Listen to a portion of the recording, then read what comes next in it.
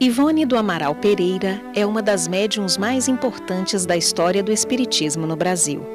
Psicografou 12 romances e escreveu 4 livros e dedicou sua vida ao espiritismo. Depois do jantar, ela nos chamava, nós ficávamos sentados com ela à mesa da cozinha e ela fazia um trabalho de evangelização conosco. E foram as primeiras noções de evangelho que eu tive, foram assim, com ela, lá na casa da minha mãe. E ela, então, depois de fazer esse trabalho de evangelização com a gente, ela ia para lá, para o trabalho dela. E ela dizia, agora eu vou trabalhar com os meus guias. Ela ficava pela madrugada adentro no trabalho da psicografia. Ivone nasceu no dia 24 de dezembro de 1900, na Vila de Valença, hoje Rio das Flores, no Rio de Janeiro. Nós demos o nome Centro Espírita Ivone Pereira em razão dela ter nascido aqui em 24 de dezembro de 1900, no antigo sítio do Rapaqueixo. E também pelo fato dela ter participado da recuperação de uma obsessão muito cruel e pertinaz, a qual a minha esposa foi acometida, colocando-a na cama e com até possibilidade de ir para uma cadeira de roda. E lendo as obras de Ivone Pereira, um dia ela nos atendeu dentro da nossa casa e nós ficamos com esse dever moral de fundar o centro. Sabendo que ela tinha nascido aqui, nós partimos para a criação do centro, com muito sacrifício, perseguições, incompreensões, tudo como um teste, né? Para que nós pudéssemos ter esse prazer de fundar esse centro. Buscamos manter a psicosfera do Centro Espírita Ivone Pereira como a psicosfera de um local santo, que ela assim dizia. Como tal, essa psicosfera precisa ser preservada através dos frequentadores, com o exemplo dos dirigentes, no estudo da codificação de Kardec e também na preparação de todas as reuniões, que devem ter início na hora certa, com toda aquela preparação que o Espiritismo nos direciona, nos ensina. A mediunidade surgiu ainda na infância, assim como as lembranças de uma vida anterior.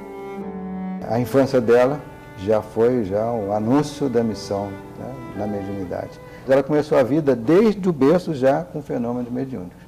E na infância também convivia com os espíritos naturalmente, a ponto de não distinguir e não dar a importância que um adulto daria, né? Para ela eram criaturas que se movimentavam.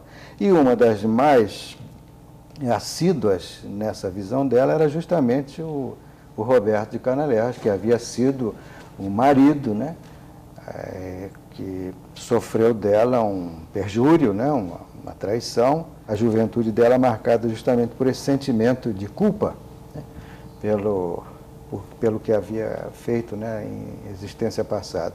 Então era um sofrimento bastante intenso. Mas a doutrina ela já conhecia, né? Os guias espirituais já a socorriam e ela conseguiu atravessar essa fase de juventude também. Aos 12 anos, ganhou do pai o Evangelho segundo o Espiritismo.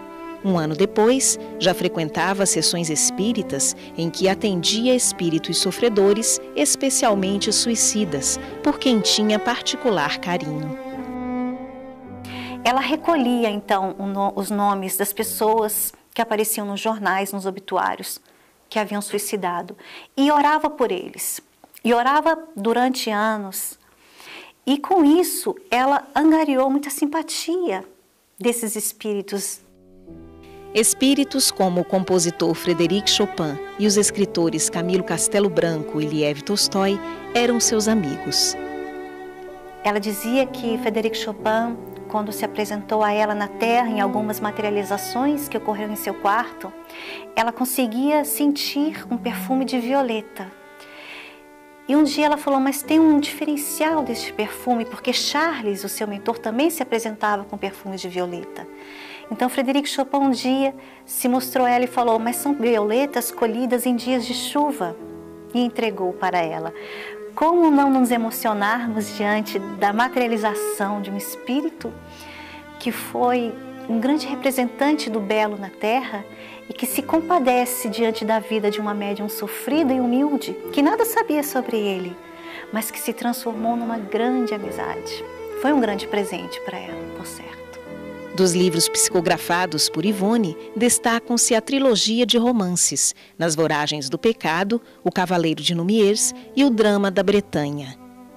Mas a obra-prima de sua mediunidade foi o monumental Memórias de um Suicida, ditado pelo espírito Camilo Castelo Branco. Entusiasta das obras de Allan Kardec, era uma apreciadora de boa literatura, lia clássicos espíritas e não espíritas.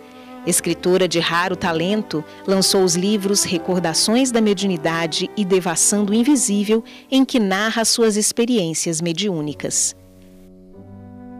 Foi médium receitista e, ao longo de toda a sua vida, correspondeu-se com pessoas do mundo inteiro, a quem oferecia conselhos, consolação, amizade. O que nos aprecia mais em Ivone é a sua conduta moral, é a sua presteza à doutrina espírita, conforme nós dissemos, a sua concisão, precisão, firmeza, clareza, perseverança. Isso realmente nos emociona muito. Para nós, Ivone é um exemplo que precisa ser seguido por todos os trabalhadores da seara espírita, principalmente na mediunidade, porque, como ela mesma dizia, há que se perseverar, não se pode desejar resultados imediatos, o tempo é que vai confirmar a grandeza do trabalho. Então, diríamos que Ivone é uma médium dos mais grandiosos que o nosso país conheceu, que o nosso Brasil conheceu. Pela coragem espiritual que Ivone sempre demonstrou, o médium Chico Xavier a definiu de uma forma que resume toda a vida dessa médium: uma heroína silenciosa.